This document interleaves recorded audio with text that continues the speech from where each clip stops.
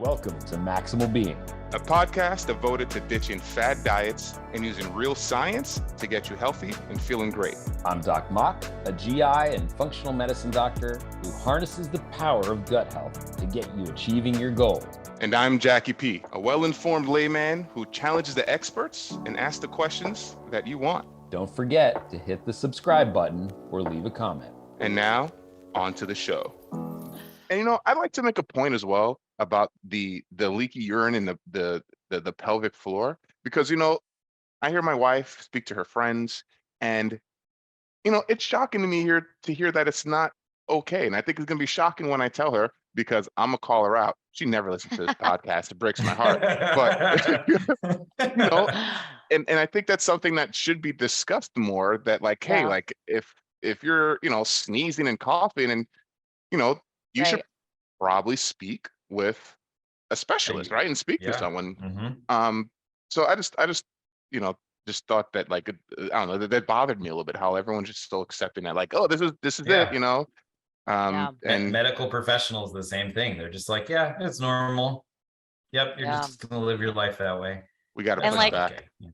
The weightlifting world, right? You can see videos all over of women peeing with a super heavy clean, right? Or super heavy squat. And at some point, okay, you're at the very peak of your athletic ability. Okay, a little can leak out, but we shouldn't be peeing all over ourselves. We'll put it right there. It's not normal to pee all over yourself. Gotcha. Yeah. We'll talk to someone, those of you listening. Oh, is that Doc Mock? Sorry. Yeah, that's okay. Yeah. I was just going to say your breathing technique is valuable, not only for the postpartum care, but also for preventing hemorrhoids and prolapse and all these other things that affect so many people out there. Go ahead, Jacky P. Back to you. Sorry, I didn't mean to cut you off, Doc Mock. I get excited, you know how I get. Me too. So, we talked about working on and moving your body and exercise that we can do. Let's talk a little bit about what are we putting into our bodies during this journey, right? So what can you speak to, Dr. Karlie, about the nutrition, prenatal, postpartum? Is there a difference? Is there something, they should be doing more or less of on both sides? How do you guide your clients in that space? Yeah. I think it really depends on the person and how, honestly, sort of how crazy they want to get. If at the very basic level, we have to think about water intake, electrolyte supplements. I'm always kind of trying to recommend, especially in the early postpartum phase, because if you're nursing, creating that breast milk is just your metabolism's just screaming, and so making sure you're eating enough, getting enough nutrients, taking your prenatal. One thing a lot of people don't realize is they are supposed to continue taking that prenatal through nursing at least. And so lots of women will stop, right as soon as the baby is born. And so we don't want that. We want to continue with those. So that's the very basic baseline for me. That makes a lot of sense. Yeah, I was just gonna say, being an expecting dad, I can say for the first time in a long time, I've had soda enter my house and saltine crackers and all kinds of weird foods. And so, obviously this podcast is centered around women, but for the expecting guys out there, about 50% of men expecting dads gain weight, and it's up to 30 pounds usually. How can expecting dads avoid that? And, do you interact with them and counsel them in any particular way? Yeah. I think it's multifaceted, like you said, it starts during the pregnancy.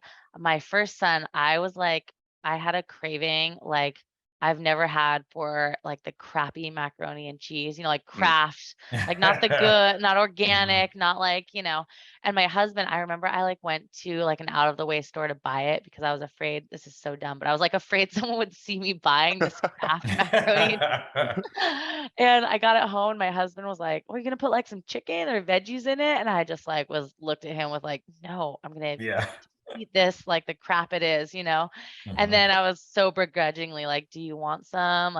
he's like, no, I'm not going to take any of your mac and cheese. But so Yeah. anyways, some of that like crazy food comes in, that you're craving. And I always just, as far as for women it goes, I just say, this is a small time in your life. If you have that craving, don't go overboard, but like, don't let yourself lose your mind because you want some Kraft macaroni and cheese.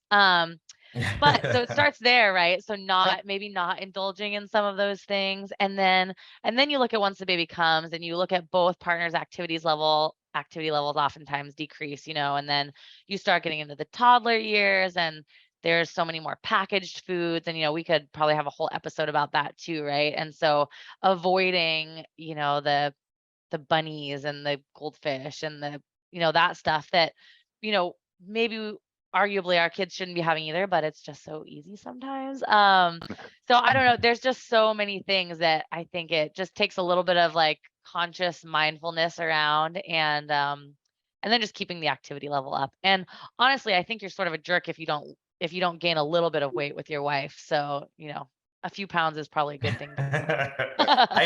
I also think it's our time to step up. Like you can split up and have an equitable household, but when your wife is pregnant, like she's doing all the work on her end, making a human. It's time for you to do all the work in terms of food prep and like moving around the house, cleaning the house, all that stuff. So that's kind of how I dealt with it was doing those things. Yep. That's a great point. And to your point about that, macaroni and cheese where the cheese is something that they made in a lab somewhere. My wife also loved it and I got a taste for it too. And I don't know if it was like my brain was like, oh, it's macaroni and cheese candy or something, but we used to put back boxes of that stuff. And I'm very glad. I mean, it's out the house now, but during her pregnancy, we put a dent in that macaroni and cheese. So cup of noodles found its way into our house. But Jackie ramen. So Jacky P, I know you're judging me, but I didn't drink the soda. Okay, I didn't. What? Drink the soda. Listen, I wouldn't judge you because I know those calf muscles of yours require a lot of. Listen, Doc Mock's calf muscles are the most powerful calf muscles I heard on the East Coast. We haven't tried the West Coast, but they're there. They're large. If they had a competition just around calf muscles, I probably would win. But the rest of me, I don't think so. Yeah. They might make like a bronze statue of just his calf muscles. Wonderful. Listen, Dr. Karlie, we are due for a break, so we're gonna take a quick break, everyone. Take this time to go refresh your beverages because after this, we've got some rapid fire questions and we will see you very soon. What's going on, Maximal Beings? It's Doc Mock here.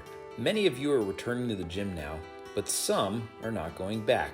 Regardless of what you plan, Rogue has got the right gear to fit your needs. I personally own a barbell set and love it. The Black Ops shorts are sweat resistant and flexible for getting deep in your squats. Head on over to maximalbeing.com/rogue for our referral link. Order 3 items and they ship for free. And as usual, it's Doc Mock, and I'm here to maximize your pathway to wellness. If you're stuck at home and cannot make it to the grocery store, delivery may be the best way to stay clean and healthy. Instacart is the national leader in the direct-to-home delivery service. With numerous major chains and food from smaller stores, you can get those local veggies sent directly to your doorstep.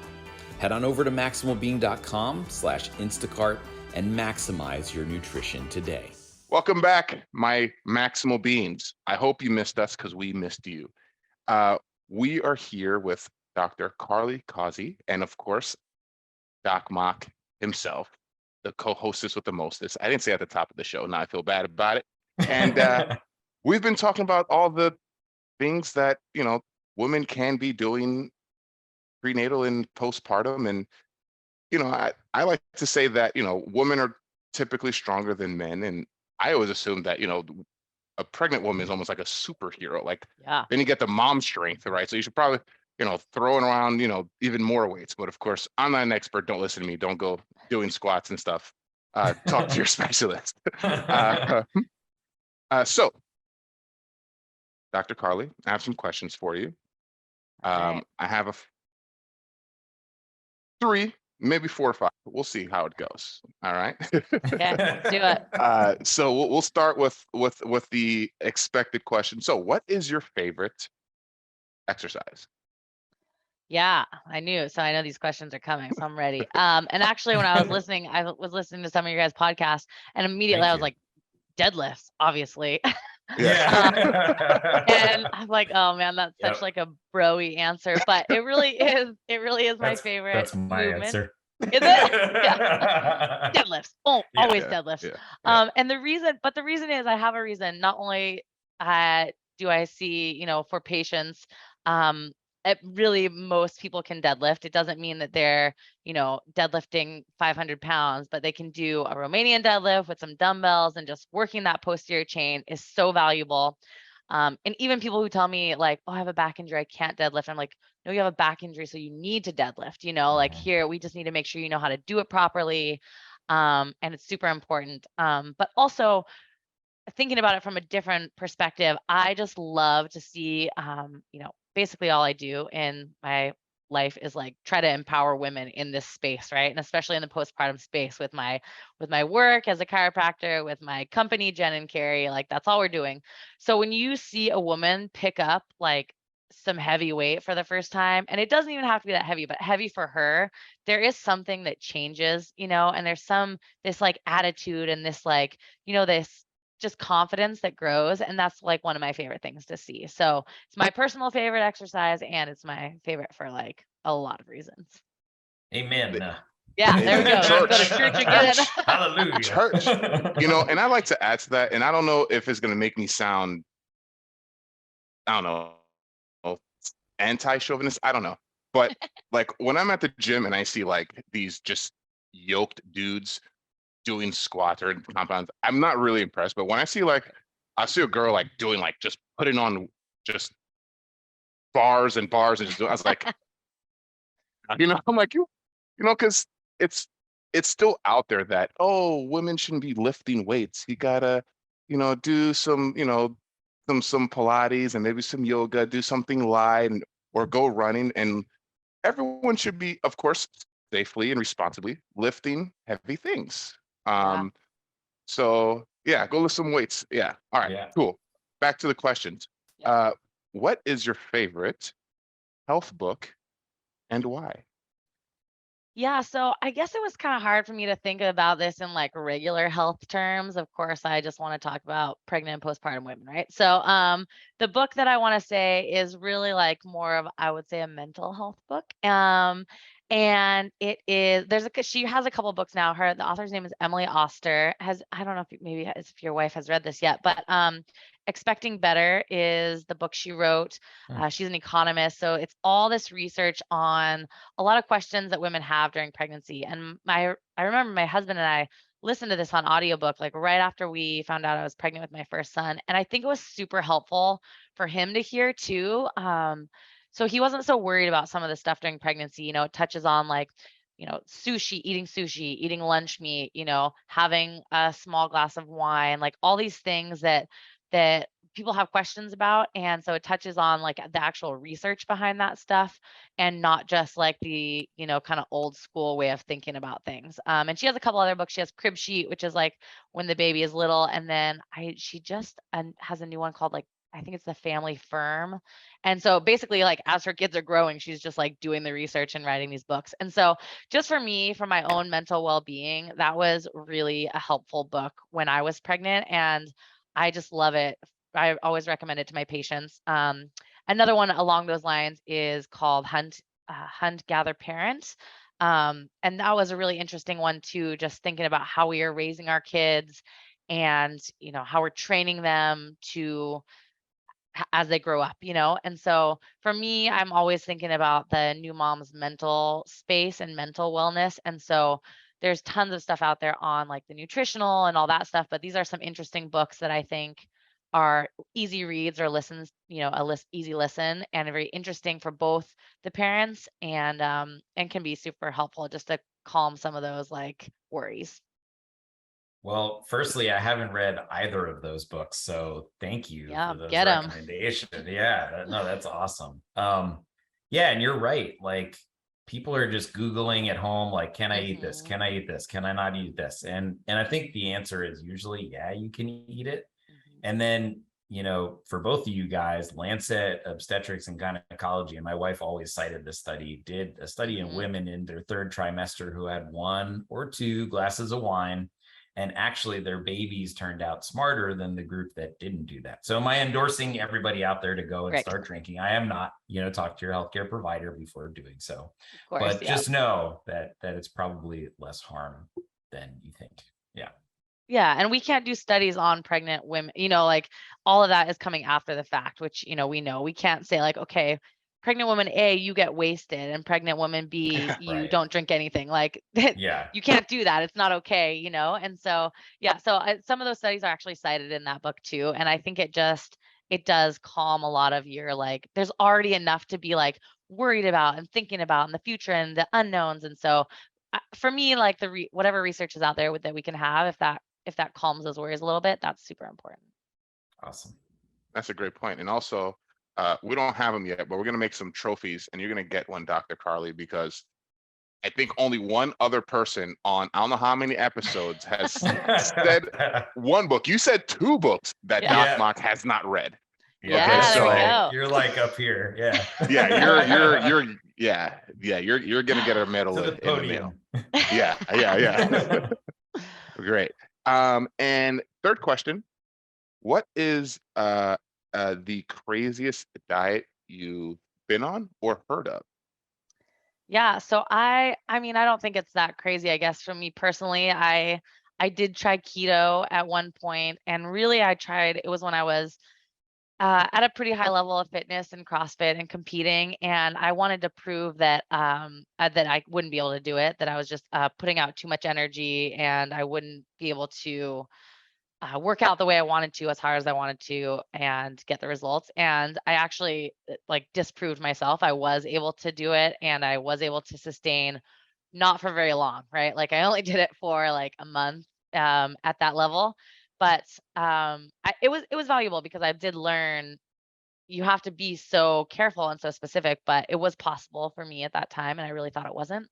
But a little bit crazier one, and I don't know if anyone has talked about this on your show, but when I first was in practice, where I was working was like right down in like the heart of Amazon in Seattle.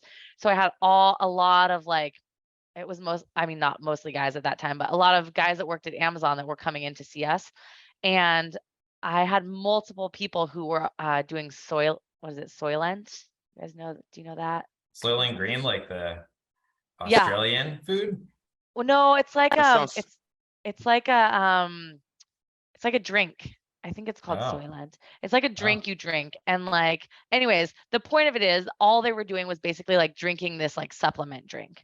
And they were coming in with like fatigue and couldn't figure out why they didn't feel well, and they are having headaches. And I had like multiple, and when we started asking like dietary questions, it's like, oh yeah, well, I drink this thing. It's my meal replacement, like 4 times a day. And I was like, what? This is horrible.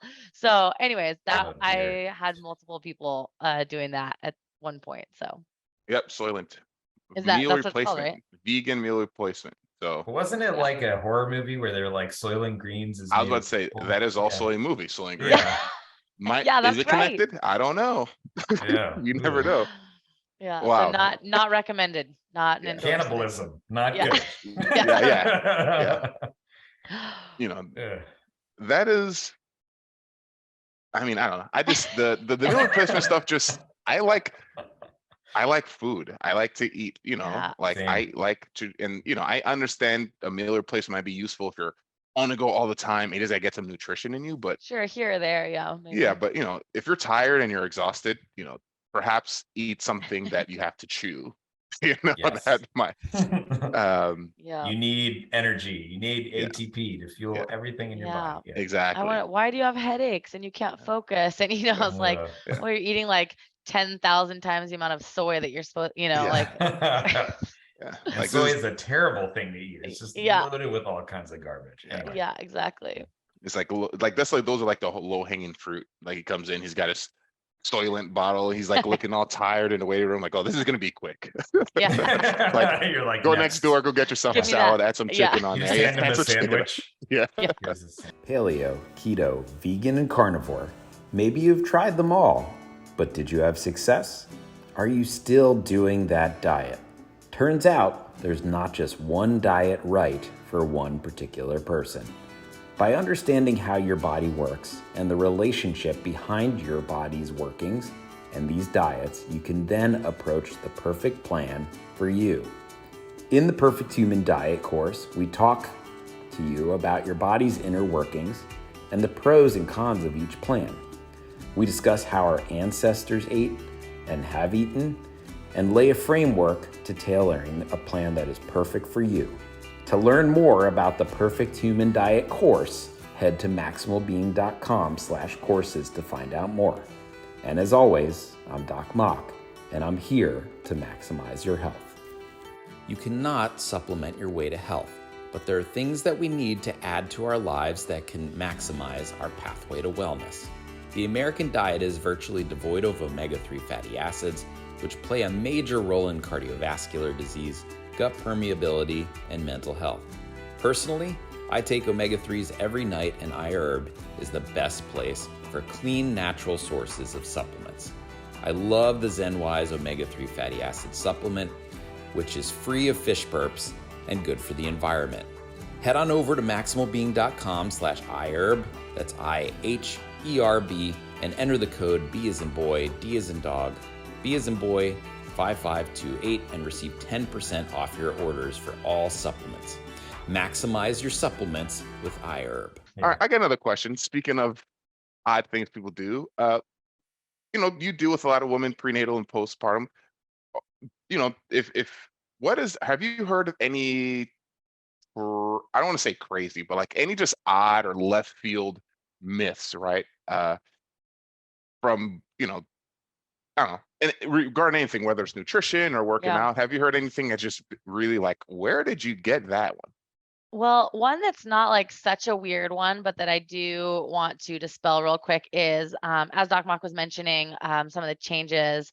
One is that there is no longer a heart rate that you shouldn't exceed during pregnancy. So they used to say, I think it was like, what was it? It was like 80 beats per, it was like, oh, it was 120. Sorry, it was 120. And it was like, you weren't supposed to go above 120 for your heart rate. But I mean, I can get up to 120 in my warm up, So they did change that. And it's now you use sort of an exertional rate chart. You're not supposed to really go above like the 7-ish, mark, but that's so variable for every person. So that 120 beats per minute, that's no longer what we use. So I do want to make sure people know that.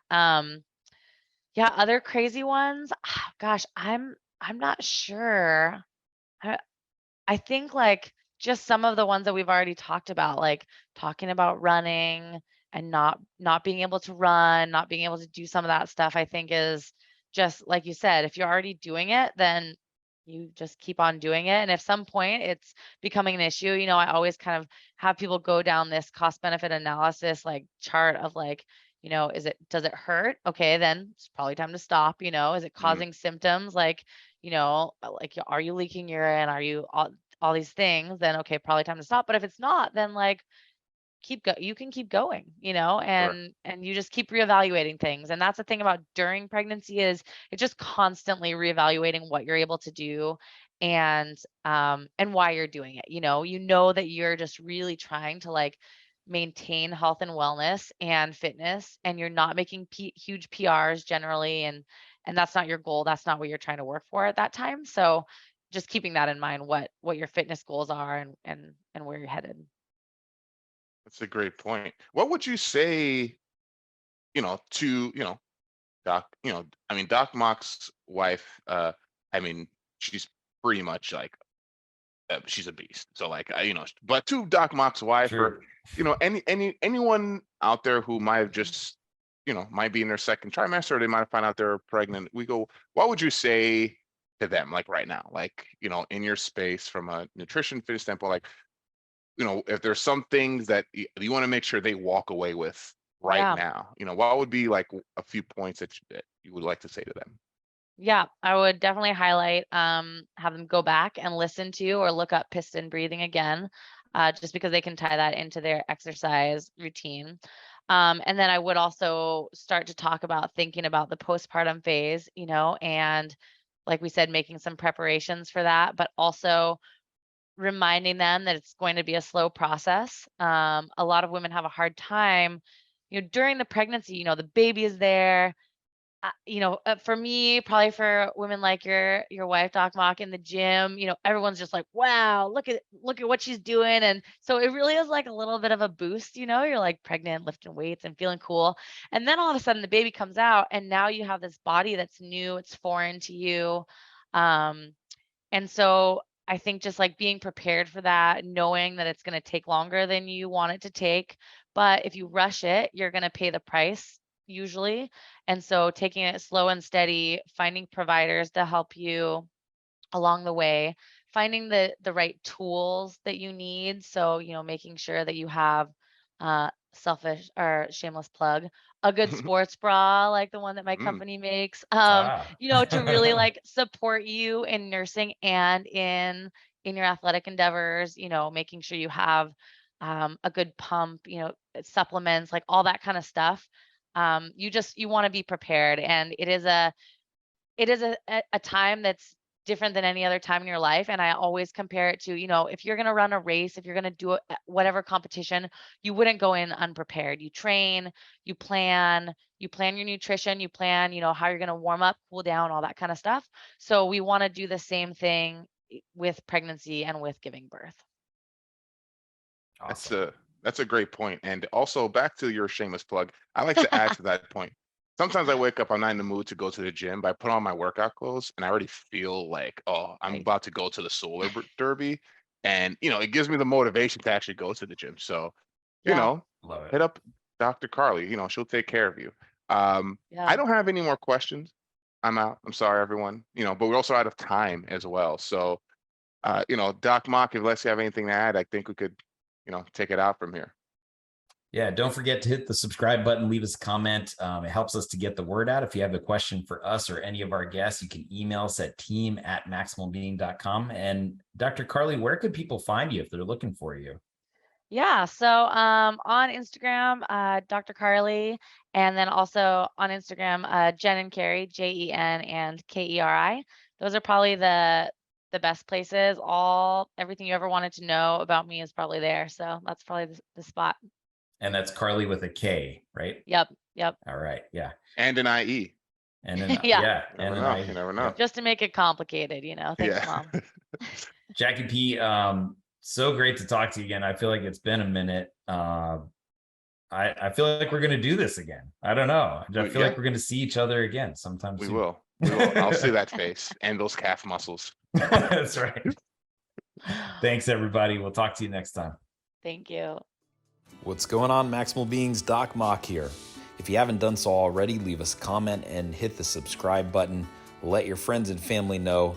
That way we can get the word out and continue to bash the bro science.